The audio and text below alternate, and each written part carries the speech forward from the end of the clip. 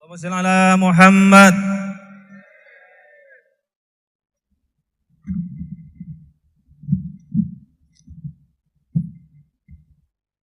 Assalamualaikum warahmatullahi wabarakatuh.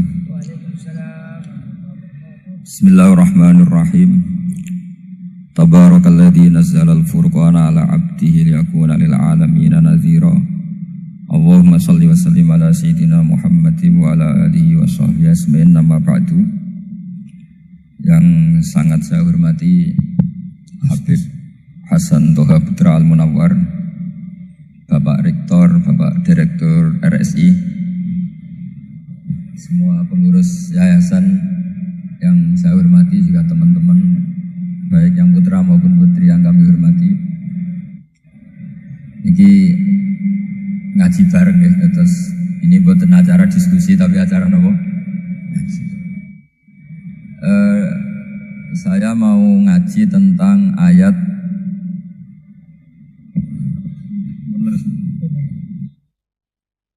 Qul bi fadlillahi wa bi rahmatihi fabidzalika falyafrahu.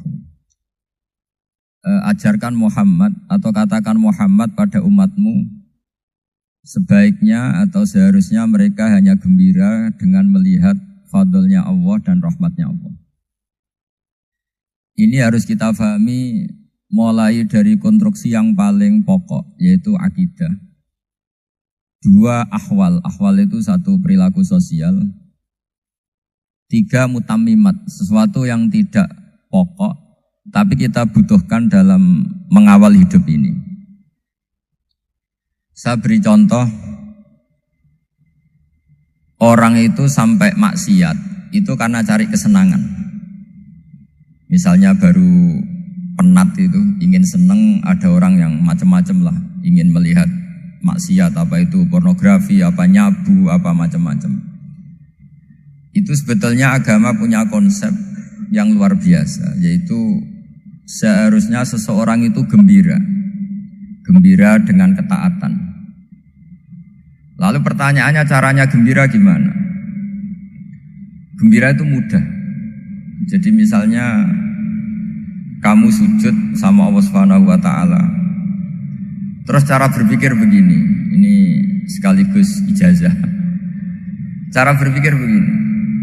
Ya Allah, ini kata Sayyidina Ali, kafani izzan an akuna laka abdan wa kafani fakhron an takuna li rabban.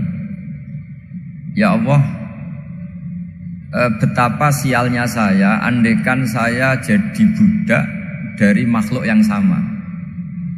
Misalnya sampean itu seorang kiai atau rektor atau doktor atau orang terpelajar, kemudian kamu jadi budak atau hamba dari makhluk yang setara. Betapa hinanya saya.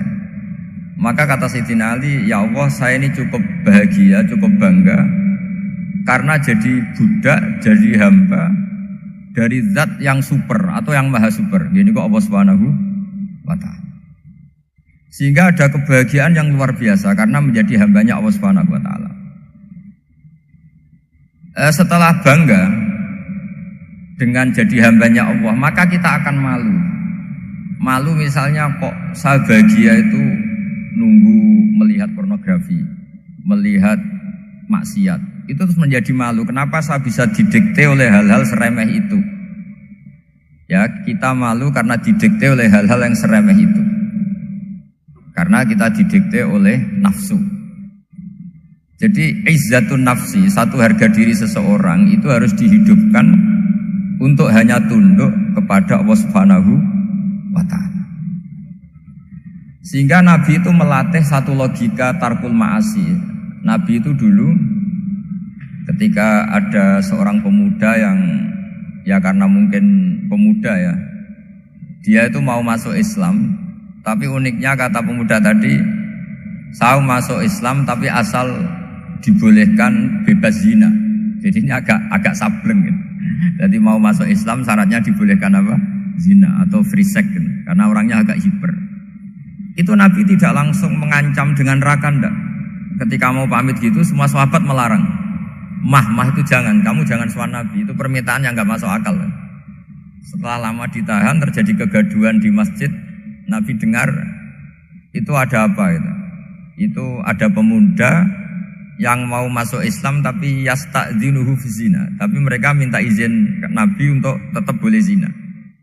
Kata Nabi, pemuda itu suruh masuk, suruh menghadap saya. Ketika menghadap Nabi, saya ulang lagi, ketika menghadap Nabi, Nabi mengajarinya itu luar biasa. Nabi tidak langsung mengancam dengan neraka atau dengan azab itu enggak. Tapi kata Nabi, atuhibbuhu li ummik. Kamu suka kalau ibu kamu itu jadi demenannya orang banyak. Oh enggak ya Nabi, yang demen ibu saya tak bacok kan. Karena ini ya agak preman, di mana-mana orang nakal agak preman. Terus atuhibbuhu li bintik. Kamu suka kalau putri kamu ya digitukan orang-orang. Oh ya enggak Nabi, yang gitukan putri saya tak bacok. Atuhibbuhu li kholatik. Kamu suka kalau bule kamu digitukan. Atuhibbuhu li ammatik. Kamu suka kalau saudara bapak kamu digitukan. Nabi itu mengeset ya. Cara sekarang itu cuci otak mungkin. Nabi itu meluruskan otaknya anak muda itu. Betapa buruknya zina. Cara bahasa Arab ditakbih.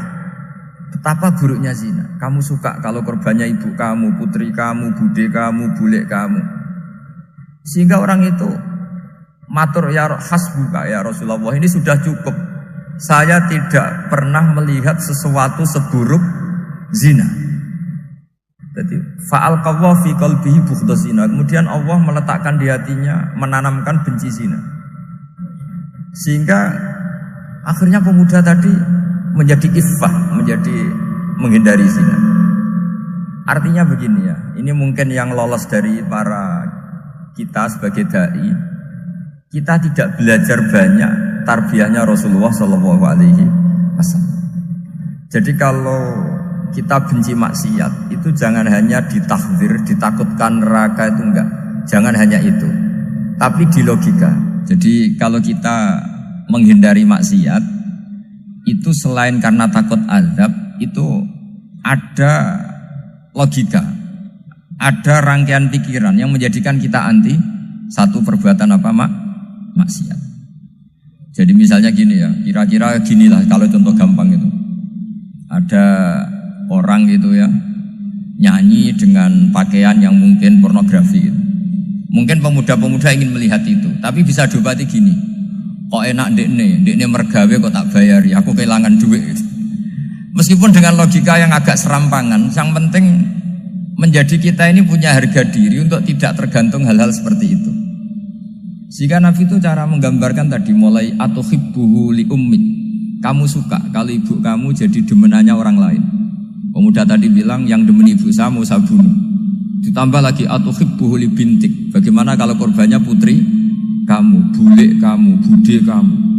Jika terus si pemuda tadi betapa buruknya zina, betapa murahnya zina. Akhirnya pemuda tadi alqawwa fi qalbi bughdha zina. Terus kemudian pemuda tadi itu sangat membenci dengan apa? Berzina. Nah, pikiran-pikiran seperti ini harus kita tanamkan. Harus kita tanamkan supaya orang itu benci melakukan maksiat karena satu memang takut suhtullah, takut dibendu Allah atau dibenci Allah. Dua, memang logika kita mengarahkan tidak maksiat. Nah, ini yang terkait Unisula yang nangani kedokteran, nangani medis. Sesuatu yang dilarang Allah itu pasti madharat.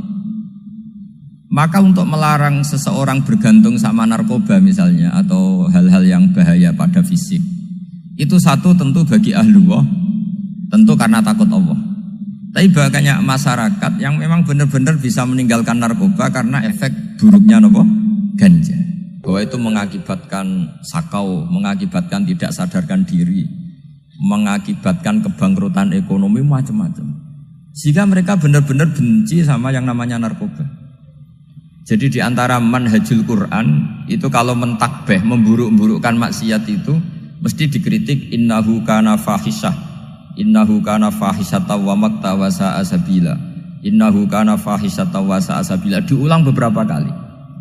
Sehingga dibutuhkan kecakapan untuk menganggap satu hal yang buruk itu fahisyah, sesuatu yang enggak rasional, sesuatu yang tidak positif, sesuatu yang pasti berdampak negatif. Sehingga kalau misalnya tadi dibacakan oleh Qori kuntum khaira ummatin ukhrijat linnasi ta'muruna bil ma'ruf wa tanhauna 'anil munkar. Untuk berhenti dari kemungkaran itu satu takbihun litilkal munkar atau litilkal munkarat, bahwa munkarat itu kita cap, kita stigmasi bahwa itu buruk sekali. Seperti Nabi mengajarkan pemuda tadi, masa kamu suka ibu kamu digitukin lelaki lain, putri kamu, bule kamu, bude kamu, sehingga orang ini pikirannya termindset betapa buruknya zina. Sama seperti kita sukses memindset betapa buruknya narkoba, betapa buruknya bahan-bahan terlarang. Begitu juga seterusnya, terus pengkhianat dan sebagainya. Tapi problem manusia adalah dia itu akan mencari kebahagiaan atau kesenangan sesaat. Maka caranya gimana? Keinginan senang lewat maksiat ini dilawan dengan nyaman dengan taat. Saya ulang lagi, nyaman dengan taat. Sehingga ulama dulu punya kalimatul munajat, artinya kalimat hubungan pribadi sama Allah yang menjadikan orang itu nyaman. Dan ini yang diajarkan kitab-kitab tasawuf. Kitab tasawuf itu sukses mengajarkan melihat alam raya ini semuanya nyaman, termasuk yang mengecewakan. Itu dianggap nyaman. Saya berkali-kali mengajarkan ilmu ini karena ini musalsal ila Rasulillah SAW. Itu pernah suatu saat Imam Ahmad itu dipanggil sama tetangganya, anak muda. Tentu Imam Ahmad ini orang yang sangat soleh, sangat waroi, sangat tunduk sama perintahnya Allah dan Rasul. Pemuda tadi manggil, ya Ahmad, datang ke rumah saya. Imam Ahmad datang. Setelah sampai ke pemuda tadi, sudah pulang lagi, saya tidak butuh kamu. Pulang lagi. Setelah sampai rumah dipanggil lagi, ya Ahmad, datang lagi. Datang lagi.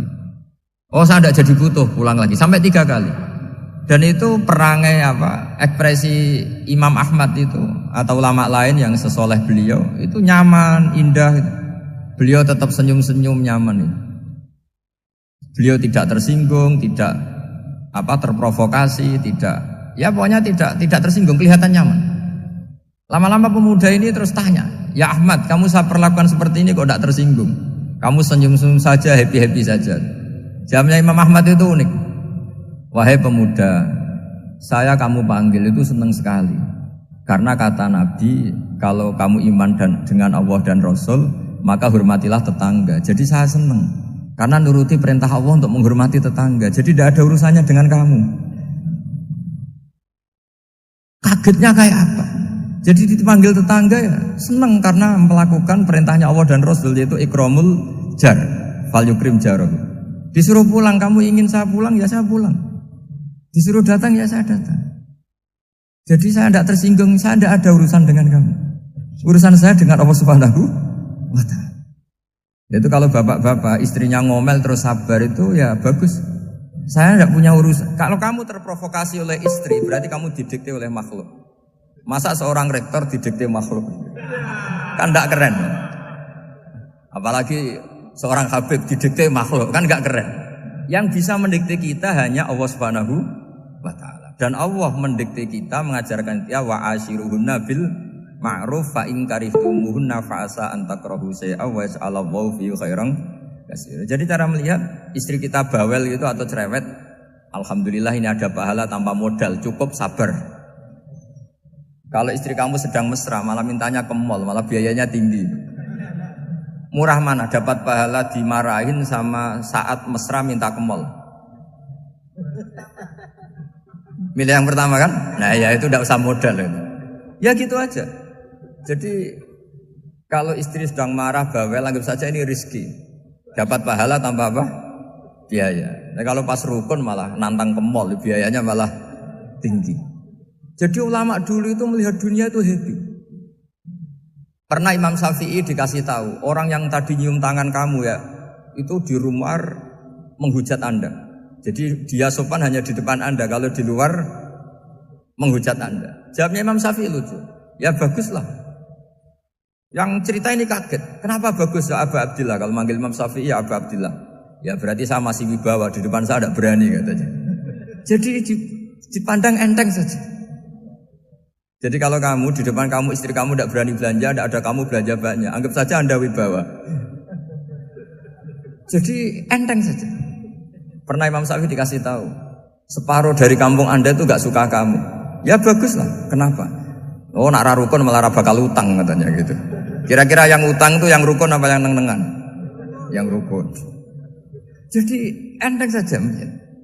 Masyhur itu makalahnya Imam Syafi'i. Waman asa'a ilaika faqad atlaqaka. Orang yang berbuat buruk sama kamu berarti membebaskan kamu. Kalau saya sedang neng-nengan sama Habib Hasan Toha Putra, beliau naik Alphard gak nawarin saya sah karena baru neng-nengan. Tapi kalau sedang rukun malah harus repot mana? Rukun sama ndak rukun? Repot rukun sebetulnya. Jadi Imam Syafi'i itu happy saja. Kalau sedang rukun sama tetangga ya dianggap rukun itu satu kenikmatan. Sedang ndak rukun ya dianggap satu kenikmatan. Jadi orang dulu itu serilek itu melihat dunia. Kalau kita kan enggak, ego. Wah saya ini suami kok dimarahin istri. Wah ini egonya bangkit. Padahal egonya bangkit itu ada kebodohan di situ. Yaitu seorang rektor didikte seorang istri, seorang makhluk. Apalagi kalau Anda daftar wali itu tidak akan jadi wali. Ini wali kok tunduk sama makhluk. Karena didikte apa? Makhluk. Maka Imam Ahmad ketika tetangganya bully gitu ya santai saja, beliau happy. Ketika pemuda tadi iskal janggal, kenapa kamu gak tersinggung ya Ahmad? Memangnya saya harus tersinggung gimana? Kan tak panggil gak jadi, tak panggil gak jadi. Hei pemuda, saya ini tidak punya urusan dengan kamu. Saya nuruti kamu karena perintahnya Allah. Saya senang melakukan perintah Allah, harus berbaik sama kamu. Sampai 3 kali. Jadi kebahagiaan ini pula yang harus kita latih dalam melakukan ketaatan. Tapi memang obsesi saya terbesar atau cita-cita saya terbesar memang setiap ngaji saya ingin orang mukmin semuanya itu bahagia. Dengan bahagia itu mereka tidak neko-neko ingin mencari kebahagiaan lewat jalur apa maksiat. Sehingga dalam konstitusi ulama yang ditulis di kitab-kitab usul fikih, dan itu kitab yang saya kaji, selalu saya kaji. Itu membela-bela sesuatu yang mubah itu sampai luar biasa. Karena melihat mubah itu misalnya Anda tidur itu berstatus mubah. Anda bermain catur berstatus mubah. Anda rileks sama teman jagungan semalam dengan teman rektor atau dosen atau yayasan itu melihatnya bukan mubah tapi tarkul maksiyah. Misalnya saya semalaman asik musamarah itu jagungan malam sama Habib Toha Al-Munawwar. Itu Allah ngitungnya bukan, wah ini jagungan ngalor ngidul tidak penting tuh enggak. Malam itu bahak tidak ke dugem, tidak ke tempat maksiat. Sehingga ada ulama yang mengatakan mubah itu enggak ada. Saya ulang lagi, mubah itu enggak ada. Kan umumnya ulama bagikan wajib, ya kan, haram gitu. Terus diantaranya mubah, sunat, makruh. Ada ulama yang mengatakan mubah itu enggak ada. Kenapa logikanya begini? Itsma min mubahin illa wa yatahaqqaqu bihi tarku haramimma. Karena tidak ada mubah yang Anda lakukan kecuali saat itu pasti ditinggalkannya sebuah keharaman. Misalnya Anda sedang jagungan sama istri di luar, di rumah, asik di rumah semalaman. Mungkin bahas hal-hal yang ringan. Mungkin melihat sinetron atau apalah yang ringan. Tapi di situ terjadi Anda meninggalkan ke tempat-tempat maksiat. Sekarang ninggal maksiat itu wajib apa mubah? Wajib. Padahal Anda sedang melakukan mubah. Nah itu dicatat oleh Allah itu tarkul haram, meninggalkan keharaman.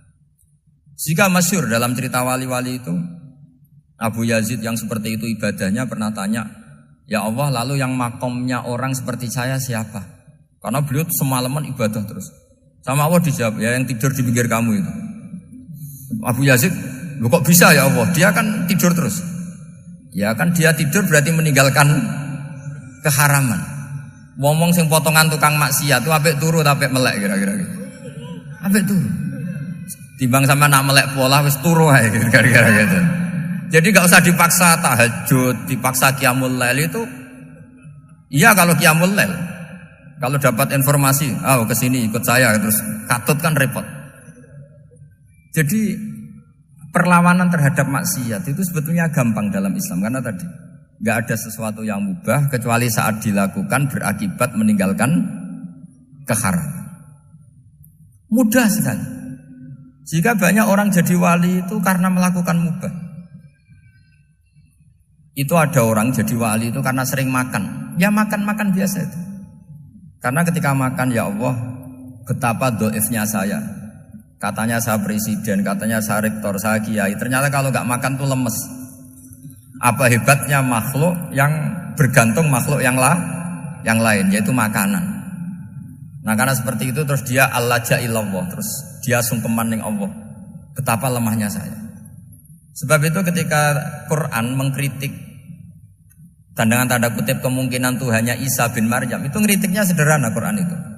Mal masih ibnu Maryam illar rasul qad khalas min qablihir rusul wa ummuhu siddiqah kana yaqulanit ta'am.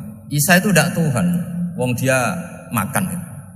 Kamu kebayang enggak misalnya punya Tuhan, wah tadi Tuhan mampir ke rumah saya, dia lemes. Setelah tak kasih makan sehat lagi gitu. Itu kan enggak kebayang. Gitu. Tapi Tuhan marung di rumah saya, lemes tak gratisin, kayaknya enggak punya uang gitu. Setelah makan wah gairah lagi. Kebayang enggak punya Tuhan seperti itu. Sehingga Quran kalau gojlok sederhana, kana yaqulanit ta'am. Sehingga wali-wali itu kalau makan itu sadar lemahnya dirinya, betapa dirinya tergantung makanan. Sesuatu yang tergantung itu artinya tidak hebat, tidak Tuhan. Jadi untuk menjadi wali, untuk menjadi dapat ridhonya Allah itu sebenarnya sederhana. Termasuk ada cara jadi wali yang agak kacau, tapi ini ya benar, asal niatnya benar. Misalnya Unisula besar, ya kurang besar lagi. Kita sudah punya uang, kurang banyak uang lagi. Itu Nabi Ayub. Itu kan seorang nabi. Pernah diuji Allah, ini ada di Sahih Bukhari. Nanti kamu tanya, hadisnya sahih enggak? Ini ada di Sahih Bukhari. Kadang orang kota itu aneh, enggak ahli hadis tapi tanya, sahih enggak? Padahal andai kan dibodoni sahih ya ngandel saja gitu. Jadi kadang ya aneh. Wong enggak tahu kok tanya gitu. Itu Nabi Ayub itu sudah kaya, pas itu sudah kaya. Bukan cerita yang masih miskin, memang sudah kaya. Beliau di kamar dihinggapin satu belalang dari emas. Setelah belalang itu dikejar, ternyata yang jenis itu banyak, semuanya dari emas. Ngambil sana sini, ini yang kesak ini dipenuhin, saku ini dipenuhin, sampai banyak. Sama Allah digojlok. Kamu itu nabi saya. Kenapa kamu mengumpulkan harta sebanyak itu? Kamu itu nabi saya kok rakus? Jawabannya Nabi Ayub unik. Ya Allah, siapa yang bisa kenyang dari rahmatmu? Ya, jadi kalau kamu punya uang 1 miliar, kok ingin 1 miliar 100, ingin 1 miliar 200, itu cara ngitung bukan uang. Ya Allah, siapa yang bisa kenyang dari rahmatmu? Karena rahmat Allah tidak terbatas. Sudah Gusti, tenang saja. Meskipun saya gini, rahmat Anda tidak akan habis. Sehingga waroi ada ilmunya, tomak juga ada ilmunya. Termasuk ragus itu juga ada ilmunya. Misalnya begini, ini contoh rakus yang ada ilmunya begini. Ini saya beri contoh. Mungkin yang boleh niru orang-orang soleh, kalau nggak soleh jangan. Imam Syafi'i ini cerita nyata. Imam Syafi'i itu dulu ketika ngaji masih muda itu nggak suka sama guru yang kaya. Kebetulan dia punya guru miskin terus. Namanya Sufyan As-Tsauri, itu miskinnya Masya Allah. Sufyan bin Uyainah juga miskin. Jadi dia miskin punya guru miskin terus. Sehingga idolanya ya sama guru-guru yang miskin. Suatu saat guru-guru ini menyarankan dia ngaji Imam Malik. Imam Malik itu kaya raya. Itu babutnya Imam Malik kalau diinjek itu mata kakinya tidak kelihatan saking halusnya. Kalah Indonesia kalah. Imam Malik itu gaya. Kalau ngaji di kursi tinggi terus pakai bukhur itu, pakai jubah Arab yang mahal. Pokoknya mewah kali Imam Malik. Terus dia mulai ini kiai kok kaya. Kemudian setelah beliau alim tanya, saya harus ngaji siapa setelah ilmu jenengan habis kira-kira gitu. Kata Imam Malik, sudah kamu tidak usah perlu ngaji saya, kamu sudah alim alama. Terus Imam Malik datang ke Baki. Zaman itu Baki itu semacam kayak rentalan ya, semacam Grab lah kalau dulu. Mana kafilah yang mau ke Irak? Ya sudah terus. Oh kita mau ke Irak. Ini antar ke Muhammad bin Hasan As-Syaibani. Itu dibiayai sama Imam Malik. Grabnya ya dibayarin, itu kafilahnya itu ya dibayarin. Imam Syafi'i disangoni Surrotan min dhahabin. Jadi satu kepes uang dikasihkan. Itu pernah tak hitung semurah-murahnya itu sekitar 60 juta. Imam Syafi'i mulai mikir, kiai yang saya kritik lomo, sing kiai miskin tak puji, gak pernah ngamal kan, tentu orang miskin gak. Setelah datang ke Muhammad bin Hasan Asy-Syaibani, beliau itu pakar usul fikih, muridnya Abu Hanifah. Beliau al-usuli, pakar usul fikih. Itu Muhammad bin Hasan Asy-Syaibani itu kalau ngitung emas, itu di ruang tamu. Uangnya miliatan, emasnya banyak. Dari kota ini dipindah ke kota ini, emas kalau ngitung di ruang tamu. Bukan di kamar, di ruang tamu. Imam Syafi'i tambah kaget. Imam Malik kayak gitu sudah soal malah ini kaya raya. Setelah Imam Syafi'i kelihatan kaget, digojlok sama Muhammad bin Hasan Asy-Syaibani karena beliau senior. Ata'jabu min hadza, kamu aneh melihat ini? Iya. Kenapa? Ulama kok kaya raya. Terus kata Muhammad bin Hasan, ya sudah, uang ini tak kasihkan orang-orang fasik, binti gue demenan, gue nyabu, gue macam-macam. Oh jangan, nanti dipakai maksiat. Pun jenengan mawon sing suka. Semenjak itu Imam Syafi'i rubah mindset. Jadi kalau kampus ini ingin akreditasi A, ingin mulia, ingin apa, kamu ridho kalau yang punya prestasi seperti itu adalah orang-orang fasik. Ridho enggak? Enggak kan? Maka didoakan ini. Nah itu namanya berpikir secara usuli. Kamu jangan hanya nuruti karena berpikir waroi terus kamu benci kekayaan, benci pangkat, benci apa, enggak bisa seperti itu. Karena pangkat dan kekayaan ketika dikelola secara kesolehan maka akan menjadi energi positif yang luar biasa. Semenjak itu Muhammad bin Hasan Asy-Syaibani berhasil mendidik Imam Syafi'i. Sampai akhirnya keterusan Imam Syafi'i berpendapat kalau orang Islam bisa bikin rumah tingkat kok punya rumah reok itu haram. Akhirnya keterusan. Kalau bisa jadi bupati kok jadi ketua RT juga haram. Karena al-Islam ya'lu wala yu'la alaih. Islam itu luhur bukan bisa diluhurin. Sehingga rata-rata orang Syafi'iyah termasuk kiai-kiai Indonesia itu rata-rata ya agak-agak politikus. Ya agak-agak kedonyan, mungkin sebagian kedonyan tenan gitu. Karena gak ridho gitu loh. Kalau kesempatan itu dikuasai orang fasik kemudian menjadi kekuatan maksiat. Coba kalau bupati itu orang yang fasik. Kemudian programnya supaya rakyat seneng semalaman dangdutan yang purno misalnya. Supaya rakyat seneng dibolehkan dugem, dibolehkan judi. Tapi kalau yang jabat orang soleh kan ada beberapa perda yang menolak penyakit apa? Masyarakat. Jadi kamu jangan melihat bahwa kepangkatan ini hanya sebagai alat korupsi, alat otoriter, enggak. Asal kena orang soleh, maka ini menjadi energi kesolehan atau energi positif. Sebab itu ketika Allah muji para nabi yang soleh, diantaranya disifati apa? Faqad ataina ala Ibrahim al-kitab wal hikmata, terus ayat wa atainahum mulkan azim. Dan Nabi Ibrahim dan keluarganya tak kasih kerajaan yang besar. Nah sekarang masih banyak orang yang cara pandang ngapain bikin Unisula yang megah, ngapain berambisi punya akreditasi A dan sebagainya. Menyoal seperti itu salah secara usul fikih. Karena secara usul fikih kesempatan yang baik tentu harus diperjuangkan oleh orang-orang yang soleh. Karena ini supaya jadi otoritas yang positif. Itu dulu ada latihannya. Jadi orang dulu itu gampang sekali ketika milih miskin ditanya, kenapa miskin? Saya ingin hisab saya ringan.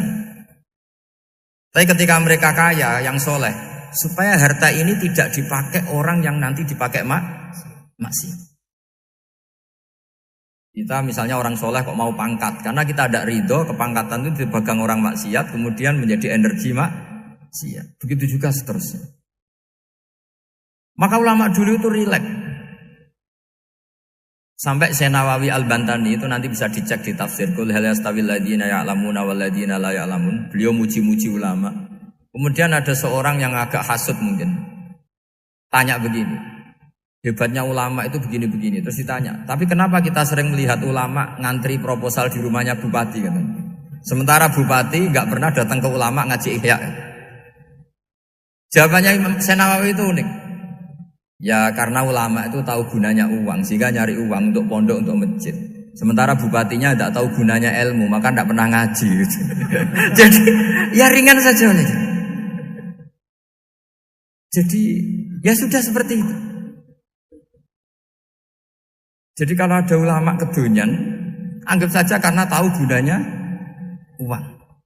Jadi kenapa ulama ngantri di kabupaten, bukan bupati ngantri di ulama? Jawabannya karena ulama tahu gunanya uang, sementara bupatinya nggak tahu gunanya ilmu. Ya, kira-kira gitu lah. Ada ustadz tidak ganteng, kesensem rondo cantik, karena tahu gunanya ustadz itu. Artinya tahu gunanya kalau saya nikah nanti punya anak jadi gus, karena kan dia kiai gitu. Tapi rondone raro gunanya dia karena miskin gitu. Jadi ulama dulu itu rileks, menafsirkan apa saja itu rileks, termasuk saat terpojok itu rileks. Karena semuanya dianalisis pakai ilmu. Sehingga ciri utama wali itu apa? Ala inna awliya Allahi la khaufun alaihim wa lahum yahzanun. Enggak ada rasa takut, enggak ada rasa gampang. Karena melihat sesuatu itu gampang saja. Saya ulang lagi, melihat sesuatu itu gampang saja, ringan. Saya beri contoh ya, betapa pentingnya mindset ya, cara berpikir. Orang itu menjadi kikir itu karena nganggap hidup itu lama dan uang itu penting. Kalau zaman Nabi itu sederhana kalau melihat hidup. Pernah suatu saat Nabi itu punya jatah makan. Karena Nabi itu hidupnya juga pas-pasan. Jadi Nabi itu unik. Beliau di satu sisi kaya raya, bisa ngurmat Abu Hurairah, Ammar, Suhaib. Ashabu Sufa itu dirawat Nabi semua. Itu kan kaya, bisa ngerawat sekian orang. Tapi di sisi yang lain untuk pribadinya beliau miskin. Kadang nggak bisa makan hari itu. Tapi di saat yang sama bisa merawat Ahlus Sufa. Jadi keliru kalau orang hanya cerita Nabi itu miskin, untuk makan dirinya aja susah. Itu keliru. Kelirunya kalau tidak diteruskan, tapi Nabi mampu menghidupi Ahlus Sufa. Singkat cerita, jatah makannya Nabi itu dikasihkan orang ketika Nabi tanya, ya Aisyah, makanan jatah saya di mana? Oh ya Rasulullah, tadi ada orang minta tak kasihkan, maka makanan itu habis. Apa kata Nabi? Kamu salah Aisyah. Yang kamu kasihkan itu justru yang masih. Ya, yang kamu kasihkan itu justru yang masih. Sehingga Nabi menganggap, makanya Nabi terus ngendikan. Ya kalau mukhatabnya lelaki ya kira-kira begini. Wahallaka min malika illa ma akalta fa'afnaita walabista fa'ablaita. Terus tanya, watasoddaqta fa'abqaita, kata Nabi. Harta kamu ya kamu makan kemudian ke WC jadi kotoran, atau punya pakaian mewah nanti rusak. Watasoddaqta fa'abqaita. Ada yang kamu sedekahkan, yaitu yang abadi sampai akhir. Sehingga banyak pengusaha yang mencintai saya setelah tak ajari hadis itu.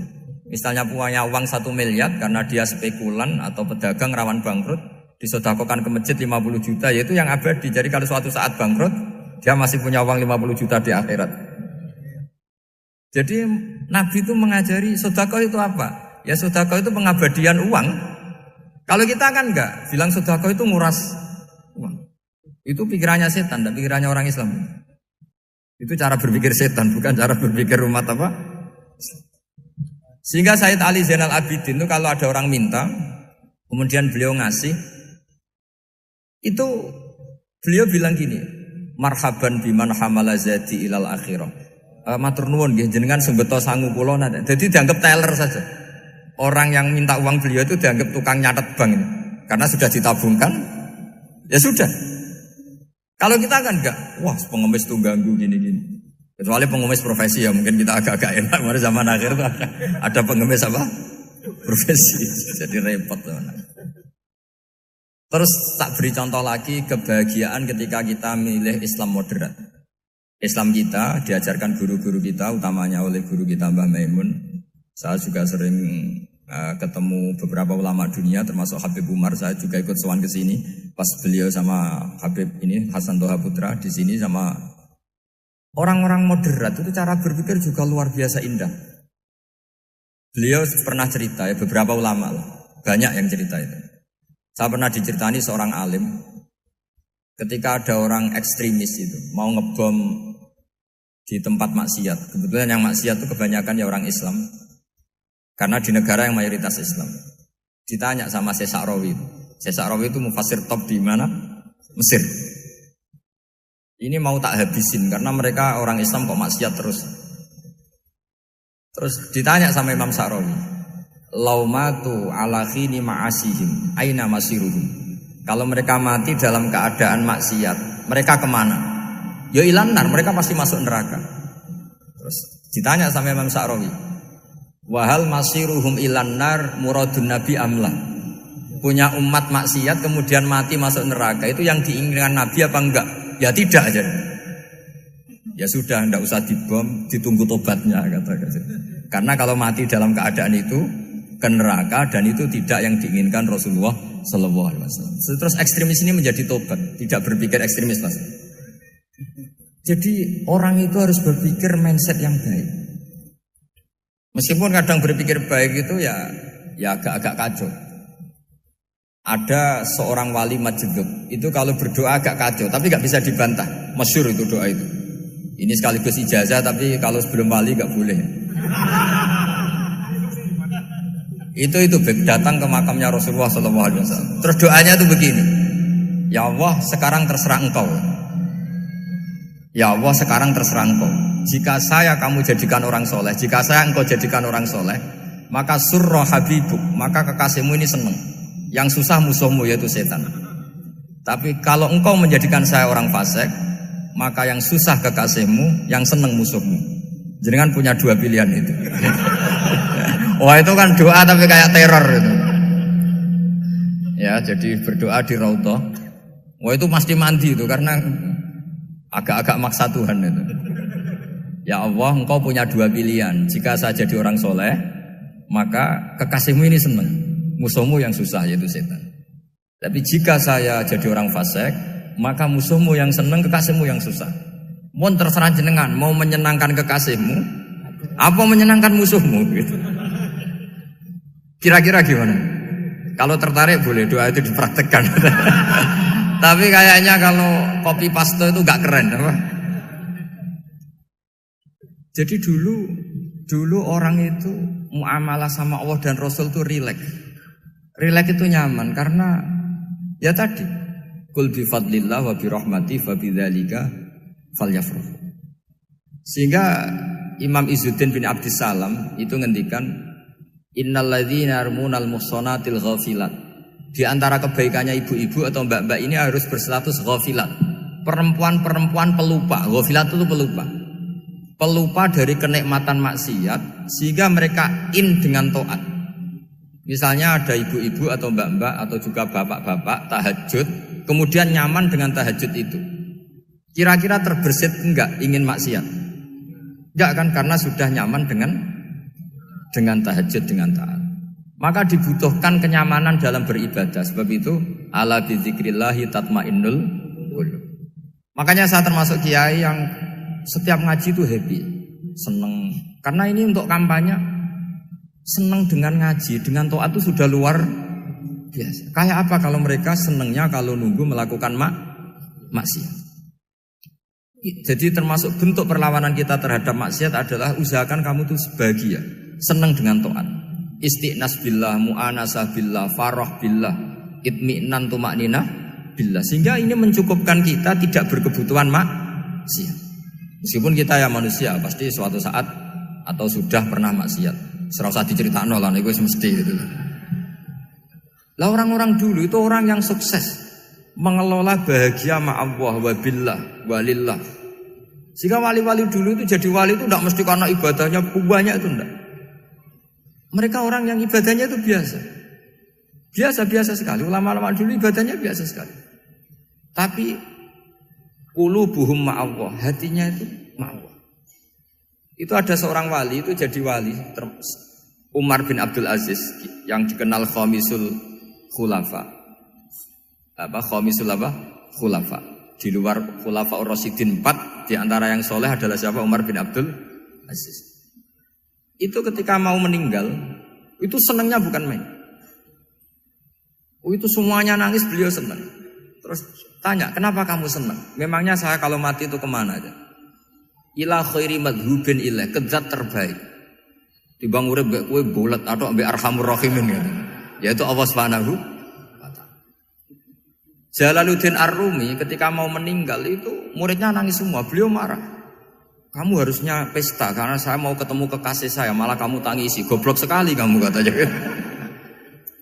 Jadi orang-orang dulu itu luar biasa.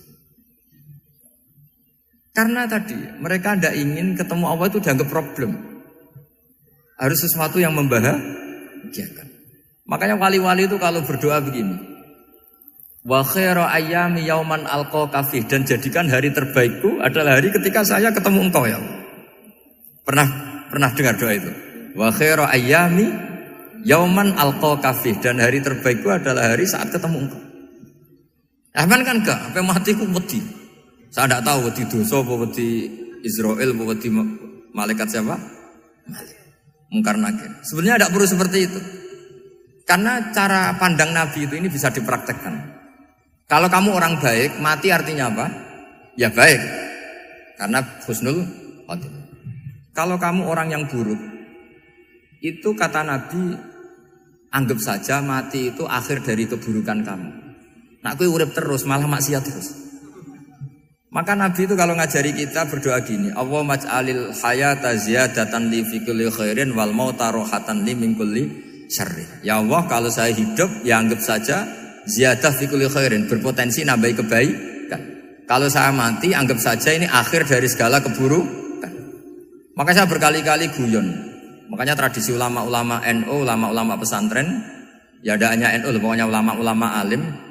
Itu kalau ada orang mati, orang nakal gitu mati, ini saya gitu. Itu hadirin mesti gak terima. Wah, api enang itu wong wakal. Tapi dipaksa sama kiainya, saya gitu. Lama-lama dipaksa. Saya gitu. Padahal ning atine kiai wis ra iso maksiat meneh, wis saya gitu. Karena dengan mati berarti saya sudah tidak bisa maksiat lagi. Jadi Nabi melihat hidup dan mati itu segampang itu. Kalau al-hayata ziyadatan li fi kulli khairin wal mauta rohatan li min kulli syarr. Coba kita ke depan itu kan ada potensi zina, potensi korupsi, potensi maksiat. Yang bisa menghentikan potensi itu apa coba? Mati ya, udah pinter ya.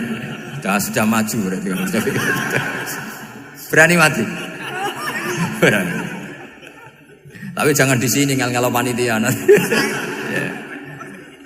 Artinya yang selama ini kita risau dengan kematian, dengan apa? Nabi ngajari kita tadi. Allahumma ij'alil hayata ziyadatan li fi kulli khairin wal mauta rohatan li min kulli syarr. Ya Allah, jadikan hidup ini sebagai bekal menambah kebaikan, dan suatu saat kalau saya mati, semoga itu akhir dari segala keburukan. Jadi artinya Nabi itu ngajari kita itu positif terus. Sama seperti ulamanya tadi. Nak lagi rukun mbek tonggo ya sanggep ae kanca kaapian. Nak nenengan ben ra utang ngoten. Dadi pokoke penak terus itu. Nak bojo lagi ngamuk alhamdulillah gak ngajak blonjo. Nak pas rukun ya alhamdulillah kok lagi rukun. Jadi gampang semua. Makanya ada seorang alim itu ngendikan begini, ada yang tanya. Saya tuh dulu ketika kaya, teman saya sering main ke saya. Setelah saya miskin gak ada teman-teman yang ke saya. Dikira si Habib ini kebetulan orangnya Habib itu mendukung keluhan dia. Ternyata enggak. Si orang alim itu bilang gini, malah bagus toh gitu. Kowe wis melarat buruhe wong. Ya sudah kamu miskin buruhnya orang lain. Misalnya tukang manol di pasar atau tukang becak. Kemudian teman-teman kamu datang, malah kamu malu tuh jadi tontonan. Bagus kalau mereka lupa pas kamu miskin enggak ada yang lihat katanya. Jadi apa ya, dianggap enteng saja gitu.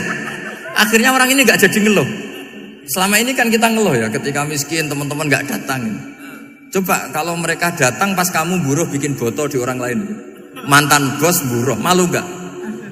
Milih datang apa enggak? Enggak lah, sudah bener itu.